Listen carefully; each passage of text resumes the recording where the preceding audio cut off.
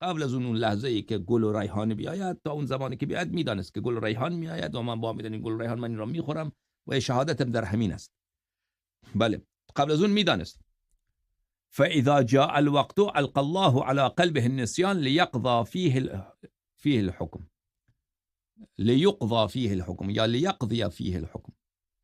اما هنگام وقت که رسید، هنگام وفات و شهادت که رسید، دیگر خداوند متعال بر قلبش نسیان عارض می‌دارد، فراموشی. خداوند متعال می‌فراموشاند.